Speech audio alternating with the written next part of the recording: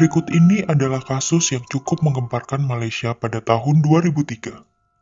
Kasus penculikan yang berbuntut dan diakhiri dengan pembunuhan. Pelaku kejahatan keji ini diketahui bernama Ahmad Najib bin Aris. Sebelum melihat lebih dalam bagaimana kejadian naas itu terjadi, kita lihat dulu profil dari pelaku dan korban. Kenny Ong lahir pada 18 Juli 1974. Ia merupakan warga Malaysia keturunan Tionghoa. Ong pergi ke Amerika Serikat untuk studinya dan juga sempat belajar ekonomi di Hawaii. Kemudian saat mencari pekerjaan di Los Angeles, ia bertemu dengan suaminya Brandon Ong dan mereka akhirnya menikah pada tahun 2001. Menurut orang tua Ong, Kenny adalah putri yang sangat berbakti dan penuh perhatian. Hal itu bisa kita lihat dari awal cerita bagaimana penculikan itu terjadi. Ong terlihat mempunyai masa depan yang cerah dengan latar belakang keluarga yang cukup berada. Tidak bisa kita bayangkan hal naas yang akan menimpanya di tempat kelahirannya. Sangat berbanding terbalik dengan pelaku yang diketahui bernama Ahmad Najib bin Aris. Najib diketahui lahir sekitar tahun 1976. Ia lahir dan besar di Muar, Malaysia. Najib terlahir dari keluarga yang kurang mampu. Oleh karena itu, ia harus putus sekolah untuk bekerja guna menghidupi keluarganya. Pada tahun 1998, ia akhirnya bekerja di Kuala Lumpur. Najib mempunyai seorang istri dan seorang anak. Diketahui ia bekerja sebagai pembersih kabin pesawat di Malaysia Airlines sejak tahun 2000. Ahmad Najib tinggal di Pantai Dalam sebelum melakukan pembunuhan terhadap Kenny Ong. Menurut orang yang mengenalnya, Ahmad Najib adalah seorang yang berkarakter baik dan bertanggung jawab atas pekerjaannya. Lantas, apakah yang membuat Najib melakukan hal bejat tersebut? Dalam pendalaman kasus pembunuhan yang dilakukan oleh Ahmad Najib ini, polisi memberikan keterangan atas dasar pengakuan oleh pelaku dan para saksi. Berikut adalah kronologisnya. Kejadian naas itu terjadi pada 13 Juni 2003. Korban bernama Kenny Ong diketahui sedang makan malam di sebuah restoran bersama dengan keluarganya. Makan malam itu untuk merayakan kepergiannya esok harinya kembali ke Amerika Serikat. Kenny Ong bersama keluarga dan teman-teman dekatnya makan malam di sebuah restoran bernama Monde Restaurant di Bangsar Shopping Complex Kuala Lumpur. Kenny Ong yang saat itu melihat ibunya yang terlihat lelah seusai makan malam, menawarkan diri untuk mengantarkan ibunya pulang ke rumah dan berencana melakukan acara perpisahannya setelah mengantarkan ibunya pulang. Ong kemudian menuju tempat parkir yang ada di basement, sementara ibu dan saudaranya menunggu di dekat mesin tiket parkir otomatis yang tersedia di shopping kompleks tersebut. Namun tidak disangka, Kenny Ong tidak pernah kembali. Setelah 20 menit menunggu, ibu Ong mulai khawatir. Kakak Ong mencoba menelpon Ong namun tidak ada yang menjawab.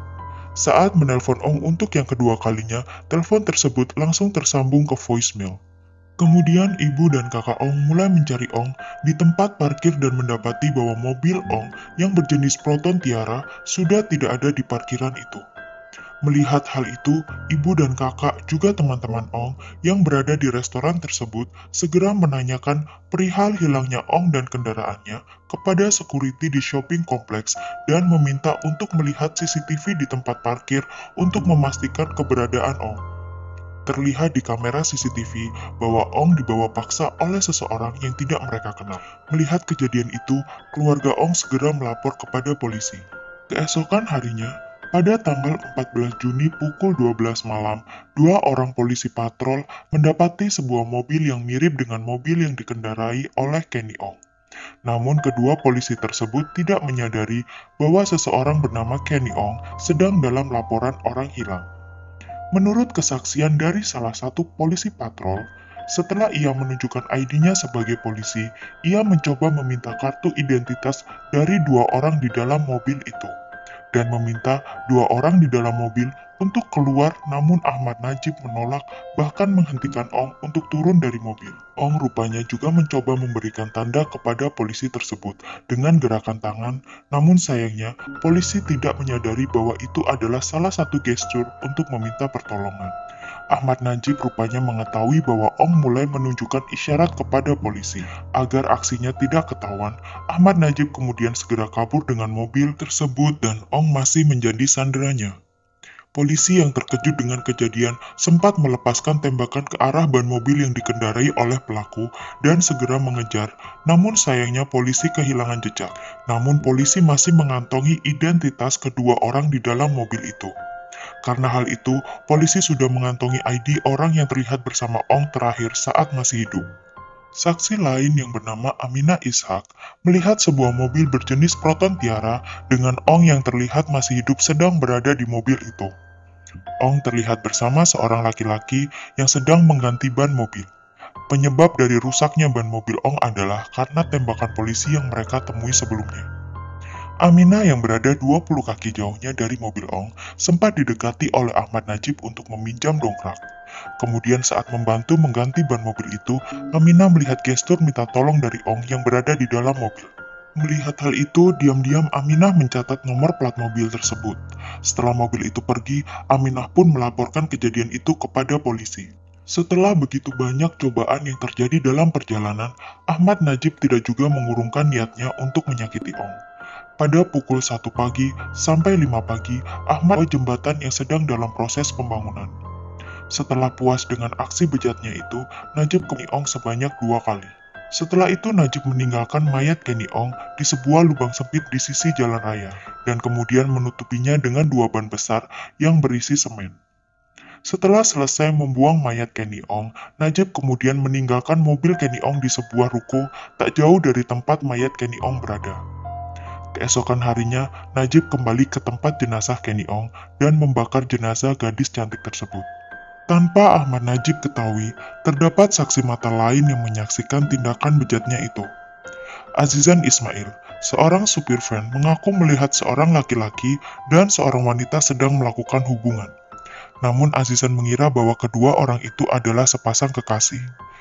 Ketika mencoba mengintip dari dekat, Azizan melihat seorang laki-laki yang kemudian dibunuh. Sayangnya melihat hal itu, Azizan bukan malah melakukan hal yang benar, ia malah mengambil ponsel Ong dan menjualnya.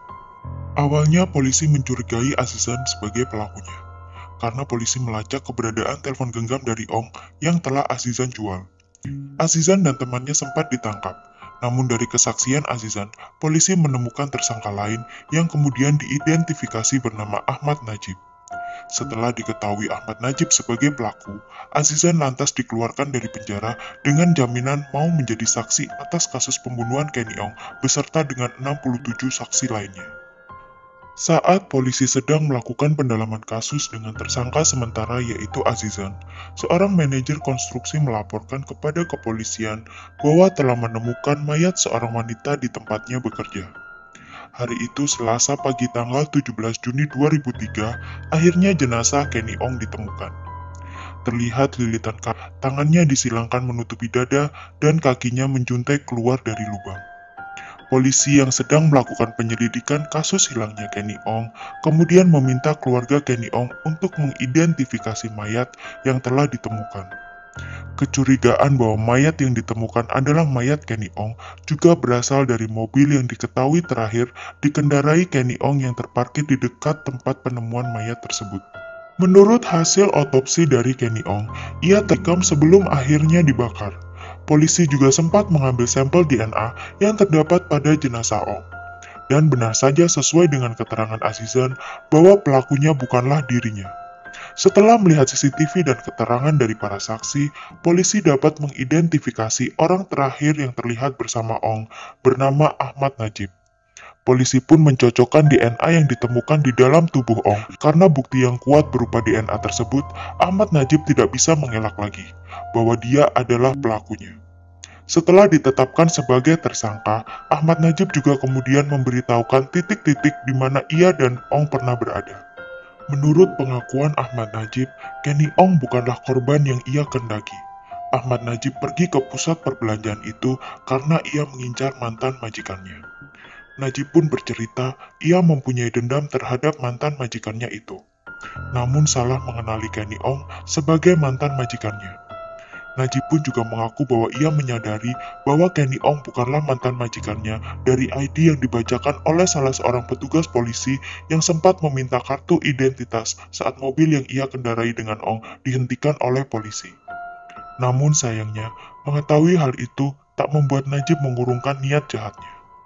Ahmad Najib kemudian secara resmi didakwa atas kasus pembunuhan dan pemerkosaan. Dalam penyelidikan lebih lanjut, polisi juga menemukan bahwa Ahmad Najib terkait dan diduga melakukan di tempat parkir.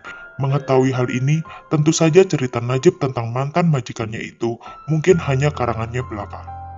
Namun polisi tidak dapat mendakwa atau mengusut kasus karena para korban yang sebagian sudah menikah tidak mau memberitahukan identitas mereka. Dengan telah diketemukannya pelaku pembunuhan itu, di tempat lain keluarga Kenny Ong melaksanakan pemakaman Kenny Ong yang diadakan di gereja Saint Francis Xaverius pada 27 Juni 2003. Lebih dari 500 orang menghadiri pemakaman untuk menyampaikan belasungkawa, termasuk beberapa politisi, keluarga, dan teman-teman Ong. Persidangan dimulai pada 15 September 2003, hanya 3 bulan setelah pembunuhan Kenny Ong. DPP Salehuddin bin Saidin adalah jaksa yang bertanggung jawab atas kasus tersebut. Dan pengacara pembela yang mewakili Ahmad Najib adalah Muhammad Hanif bin Katri Abdullah, seorang pengacara terkenal di Malaysia. Jika dinyatakan bersalah atas pembunuhan, berdasarkan KUHP bagian 302 KUHP Malaysia, Ahmad Najib akan menghadapi hukuman mati. Meskipun sebelumnya telah mengakui kejahatannya kepada polisi, Ahmad Najib mengaku tidak bersalah saat di persidangan.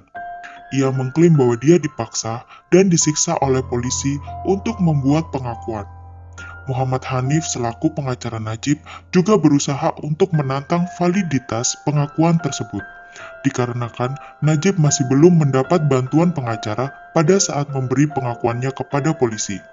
Namun seorang hakim yang hadir saat Ahmad Najib pertama kali didakwa memberi kesaksian bahwa Ahmad Najib tampak santai dan tidak terdapat luka fisik pada dirinya, dan telah secara sukarela membuat pengakuan setelah terbukti DNA-nya terdapat pada tubuh Kenny Ong.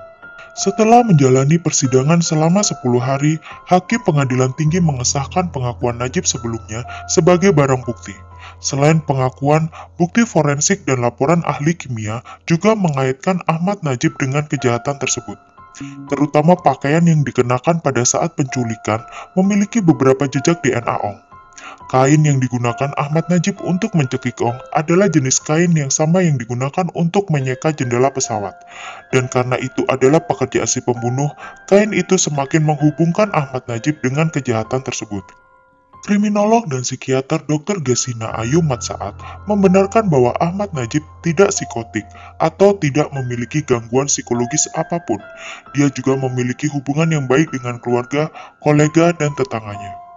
Dalam pembelaan, Muhammad Hanif berusaha membuktikan bahwa Ahmad Najib bukanlah pembunuhnya dan mempertanyakan beberapa bagian dari kasus penuntutan.